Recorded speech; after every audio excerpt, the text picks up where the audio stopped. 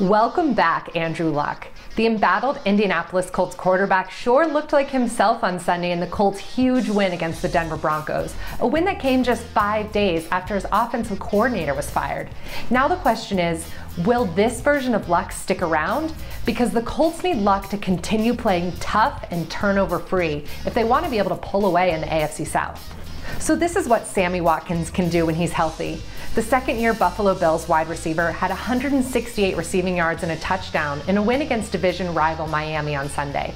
It was a nice reminder of why the Bills traded up in the draft last year to select him in number 4 overall, and a very promising sight for a Buffalo Bills offense that so desperately needs to string together some wins after their bye week if they want to remain in the playoff hunt. If Cam Newton wasn't already seriously in the MVP discussion, he deserves to be there now.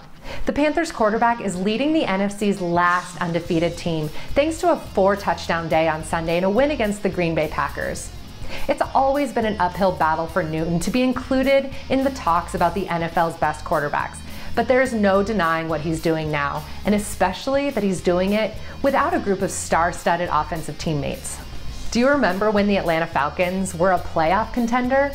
Well, those dreams seem to be all about over now after a road loss to the San Francisco 49ers on Sunday. The Falcons have now lost 3 of their last 4 games, and they continue to fall further and further behind the Panthers in the NFC South.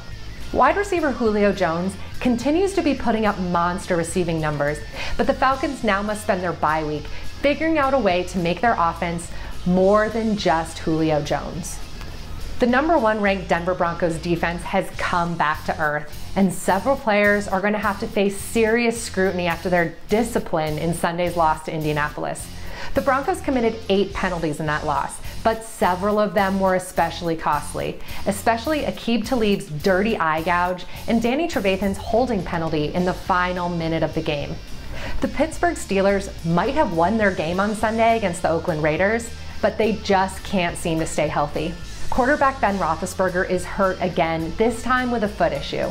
And even if that injury might not be as serious as initially feared, the Steelers aren't good enough to win consistently without him. And that's going to be a big issue heading into next week's game against the Cleveland Browns.